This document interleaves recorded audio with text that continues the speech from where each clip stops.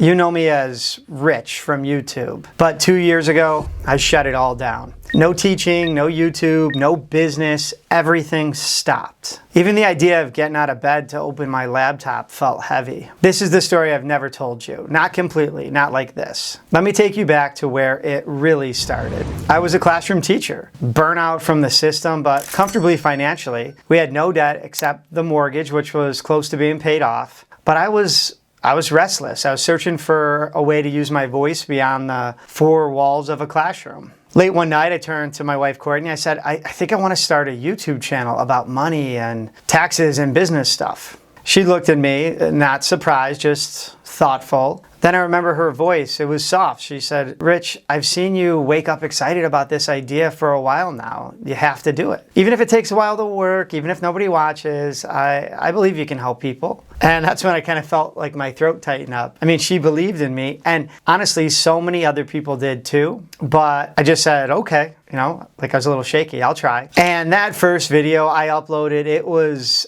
raw. It was a bit terrifying. It's hard to look back on now. I remember my hands were like shaking as I typed in the, description.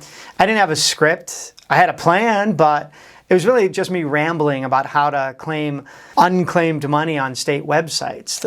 I'll throw up a picture right now. The lighting was poor. I didn't know how to edit anything. Audio was maybe a little off. You know what? But I did it. And the video was right around 10 minutes long. And it only did okay. It got, like 100 views or something. But my fourth video, it did well, viral from my perspective. And I got approved for the YouTube Partner Program after the first month. My first day being monetized was only like $6.77. But yeah, I remember thinking like, okay, we're onto something here. Maybe this could work. And it did. It started to work. The messages, the comments started coming in. We got real people talking about real results. A teacher from Wisconsin opened up her first investment account. There was a contractor who saved thousands on taxes. I remember a mom of 3 said her business finally turned a profit because of some of the strategies I shared here. And those messages, they felt like proof of what I was doing. It wasn't just helping me. It wasn't just a side hustle. It was actually working. So after proving my concept for nearly a year, I took that next leap and I formalized everything. I formed my media company, my LLC, and I elected to be taxed as an S Corp. I even remember that night, it was like 11:43 p.m. on a Tuesday. My wife had already, helped me get the boys into bed and they were fast asleep. We were both just kind of sitting in the kitchen on our laptops. Probably should have already been in bed. And my hand was hovering over that submit button, to send everything into the Secretary of State. And that moment, it wasn't about starting something new. This was about saying yes to the path of being a real business owner, taking what I was working on and making it official. I know my heart was like kind of pounding, but this time it wasn't from fear. It's just kind of from like, what's possible, right? And I clicked submit, 11:43 p.m. and everything changed. And what happened next even surprised me. Within a couple of years, I'd achieved net worth millionaire status. Not because of some viral moment or lucky break, but because I built something real, something sustainable. And I thought hitting that milestone would bring some peace, but instead, it kind of brought me more questions. Like, was this really success or was this just kind of some new kind of pressure? Throughout that time, I launched the Teaching Millionaires brand, a website, got a Facebook group that grew to nearly 1,000 people. And I was earning more money than I ever could as a teacher, even a teacher at like top step. In fact, my paycheck that last year of teaching was less than $2 every 2 weeks because I didn't need that money to live off of anymore. And I wanted to test not relying on it. It all went to maxing out retirement accounts and investments. And we paid off everything, houses, cars, mortgages. We were completely debt free. So from the outside, it looked like I'd figured it all out, like I cracked some code that most people never find. But success, I learned, doesn't shield you from everything. 3 years after that first YouTube video, 2 years after forming my LLC, and after becoming a millionaire and helping people along the way do the same,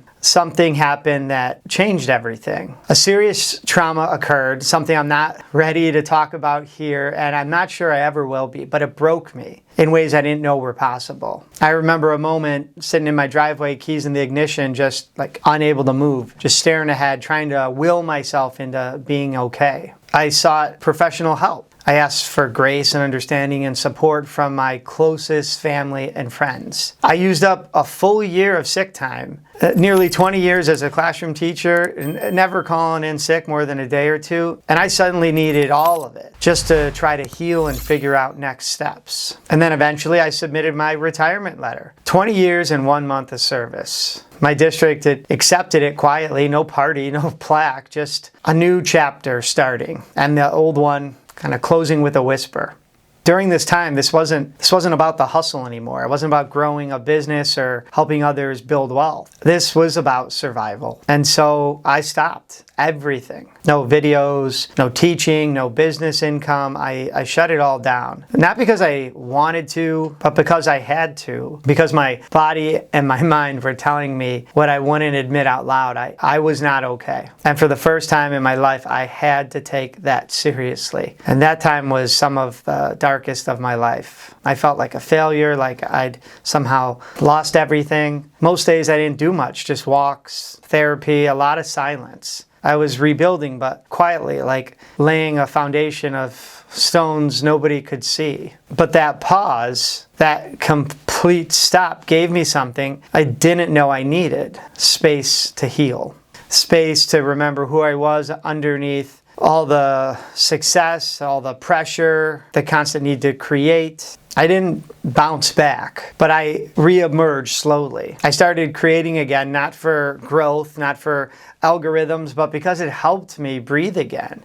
It felt honest. It felt like me. The first time I hit publish again, my hands shook a little bit. The video, it barely got 200 views, but there was one comment that said, "Thanks for the video and explaining everything." And that was enough. But still, the views were low. The business lost money. Each episode cost hundreds of dollars to produce, edit, thumbnail design. But it felt good to start moving on the right path again with help and support of others. I needed all of it just to try again. That led me back to why I really started this. Not just to teach, but to build, to create something that encourages people, to remind them and myself that we're capable of more than we think. And now for the first time in a long time, I feel ready. But not just to pick up where I left off, but to reflect, continue to heal and grow, and to hopefully build something from a stronger place. Which is really the purpose of this video. It brings me to what's next. For a very long time now, I've been writing a book called The Encouragement Economy. It's about how we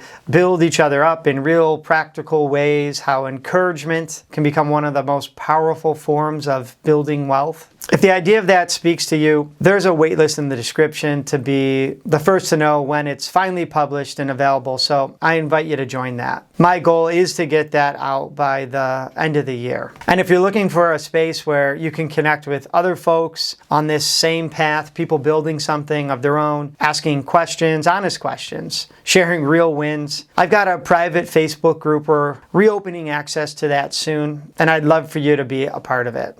This is the season finale of season 1.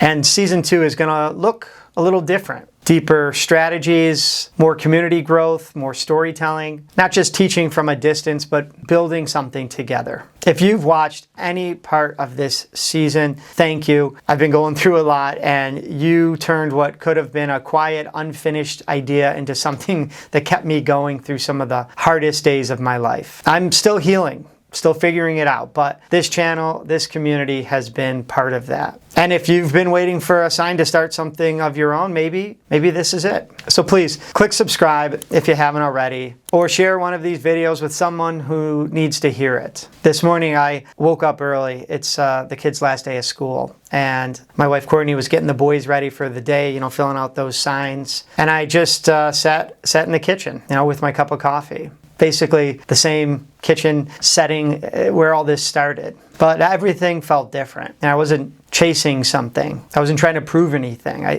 felt grounded. That's because this time it's about taking the first step in becoming whole again. And that's what this whole season 1 has been about. So thank you for being a part of that story. Season 2 starts in a handful of weeks, and I can't wait to see what we build together. All right. As always, I'm Rich, and until next time.